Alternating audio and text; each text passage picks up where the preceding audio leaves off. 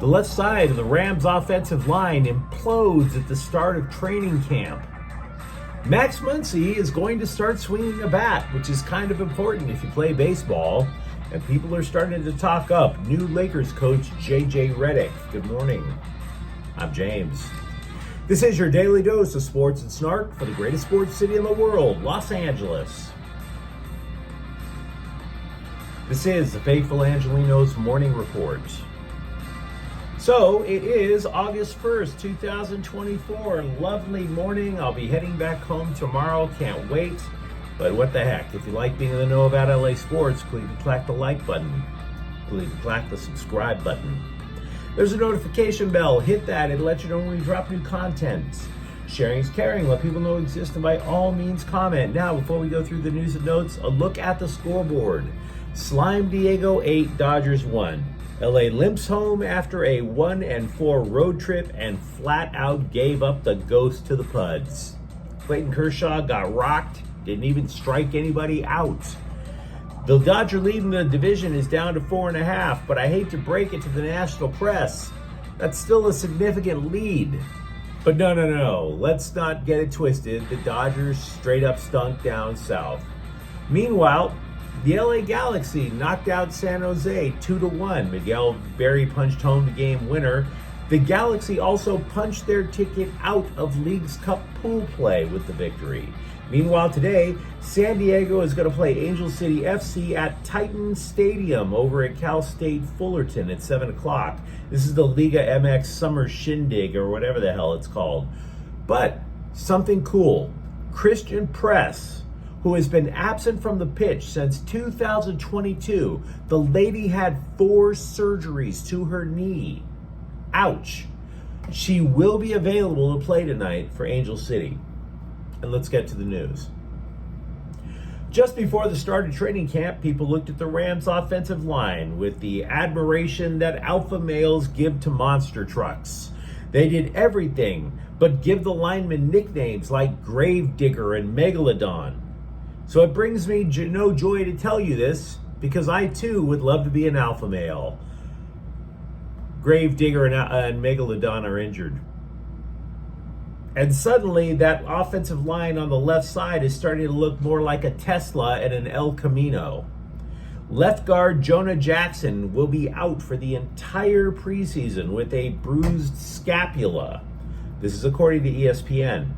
Officially, the Rams said Jackson was going to be day-to-day, and then all of a sudden we find out he's going to be sidelined 6 weeks, and there's a chance Jackson could start the regular season. A chance. That's a little bit more severe than day-to-day, wouldn't you say? Now, Jackson was the prize free agent acquisition for the Rams. They envisioned this offensive line of butt-kicking giants just marching down the field, right? They wanted him so bad that they shifted Steve Avila from left guard to center. The idea to create an inside offensive line that was damn near impenetrable. Here's the problem. Jackson already has a lengthy injury history. Yikes. Wrist, ankle, knee, and now scapula. Then, of course, you add to that left tackle Alaric Jackson has an ankle problem, and Matthew Stafford's blind side would be looking a wee bit exposed if they don't heal up quickly. I mean, exposed like the blue painted freak who dangled his blue privates at the Olympic opening ceremonies. Side note. So many people hated on the opening ceremonies because it was seen as a dig on Christianity, but nobody bothered to notice the blue freak dangling his blue privates near a kid.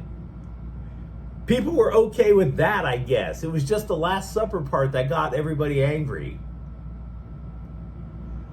I don't know, where I come from, you try not to paint your privates blue and dangle them near children. Call me old-fashioned. I didn't even need church to know that that was kind of a kooky thing to do. But I digress. Anyway, so to be clear, the Rams, it's doubtful that they're going to shift Avila back to left guard. especially for just one regular season game, right?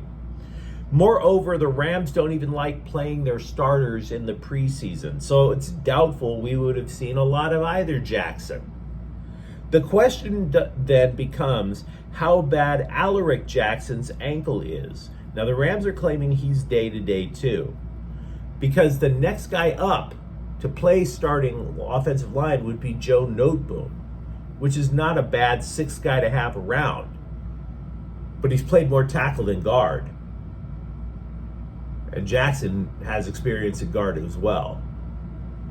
So where does Noteboom fit in?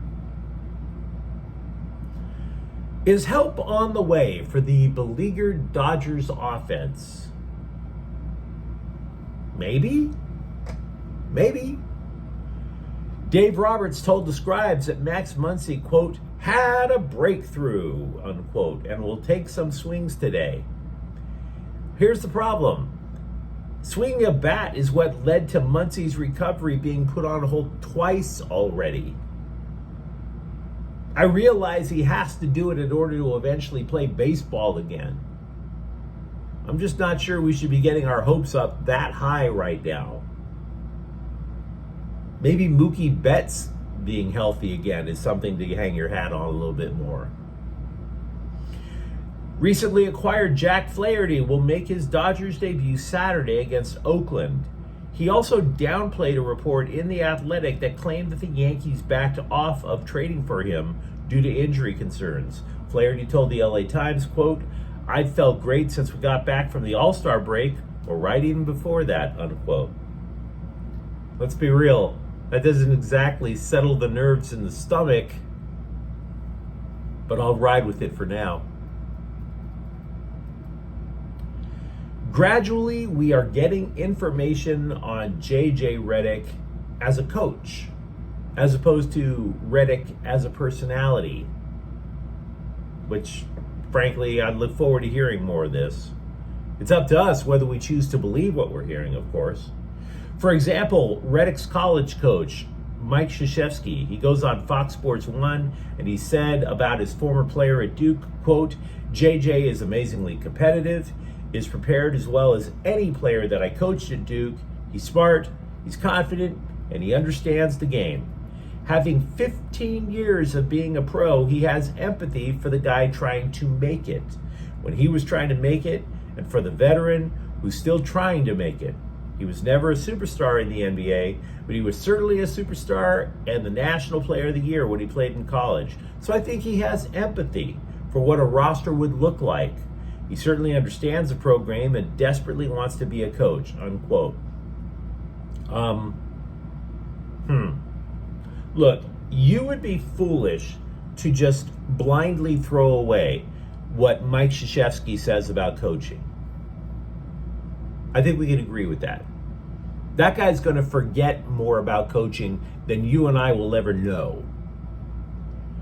But I also think you would be foolish to forget that coaches always pimp out their former players. I think his description of his description of Redick here is absolutely accurate. That he is extremely competitive, smart, confident, desperately wants to be a coach, etc. How the hell is that going to translate to being a coach on an NBA team? Oh, you know what I would have rather heard? He's so innovative. His playbook, holy crap, it's up there with Dan Hurley's. That's not what we heard.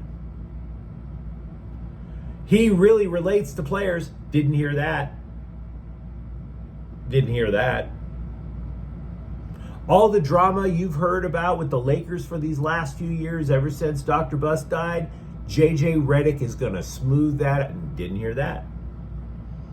So I'm not trying to hate on Krzyzewski, but what I am saying is if you still feel a little skittish about the Redick hire, I don't blame you. And then there's Max Christie, who claimed a couple of days ago that he has rapport with Redick. There is a narrative developing here, because The Athletic followed up and wrote this long feature, that there's a narrative that former coach Darvin Ham was loath to give younger players a chance to develop. That might be true, by the way. But thus comes this idea of Christie and rookie Dalton Neck, and they're both going to connect with JJ Redick. And those two guys on the second team of the Lakers, the second unit, they're just going to be launching threes from either side of the floor, spreading out the court in Redick's new offense. That's a belief anyway. Christie told The Athletic, quote, "I think both of us are really on the same schedule, if you will, in terms of how I want to be used and how he wants to use me within the offense, within the rotation. I'm going to be a good part of the offense and defense and the rotation just in general, so I'm looking forward to that," unquote. So, we've been wondering about it for a few days. Is JJ Redick the guy to unlock all of the hard work, to unleash Max Christie on the masses? And if so, is that something worth unleashing? Because we don't know yet. Do you recall how Kawhi Leonard was supposed to be part of the Olympic team? How he was supposed to be over in France, maybe painting himself blue? I have no idea. But then all of a sudden he mysteriously drops out, and then the Clippers came running up and said, "Oh, no. We didn't have any influence on that at all. That was the Olympic team leaving Kawhi off the roster." I called BS then, and I call BS now. Because the only reason that you would leave Kawhi Leonard off the roster is his health. And Kawhi Leonard's been working out at USC. No limitations to his workouts at USC either, I might add. The idea that Leonard isn't good enough for Team USA is a fantasy. Even if you're a Clipper hater, you have to recognize how good Kawhi Leonard is. Let's not get that twisted. Stop. So I'm going to go back to with what I said before. The Clippers had everything to do with Kawhi Leonard not being on the Olympic team.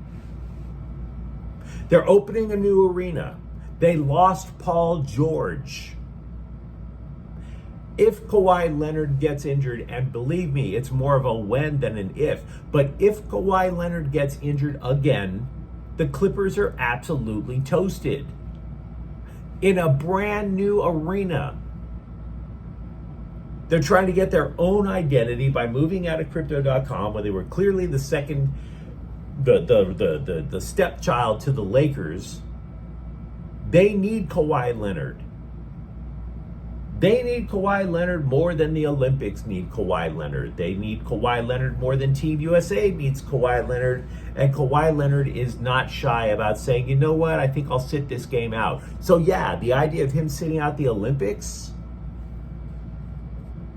in order to play more games with the Clippers? Of course. Of course. ESPN took a half-assed dive into who has the toughest and easiest schedules in college football and noted that both USC and UCLA have the toughest in one way or another. UCLA has the toughest 3-game stretch of the season, and we mentioned that a couple of months ago. The Bruins in September will be traveling to face 14th ranked LSU on September 21st. Then they return to the Rose Bowl to face 4th-ranked Oregon on the 28th. Then they go even further across the country to play 12th-ranked Penn State. No breaks, no off weeks. To be frank, it's in the middle of a 6-week stretch of nothing but games. And to be honest, I dig it. I'm cool with it. And it's not because I'm a Trojans fan. Look, I'll get to the reason I'm saying this in a moment. Because meanwhile, not only is USC joining the Big Ten, but the Trojans will play LSU as well. And they'll play 5th-ranked Notre Dame. This, by the way, the game with Notre Dame comes after the battle for the victory bell against UCLA. ESPN says that the Trojans have the toughest non-conference schedule in the entire country. It's the first time since 2018 that USC has played 2 nationally ranked teams outside of their conference. So why am I cool with UCLA having that? because I'm also cool with USC having that.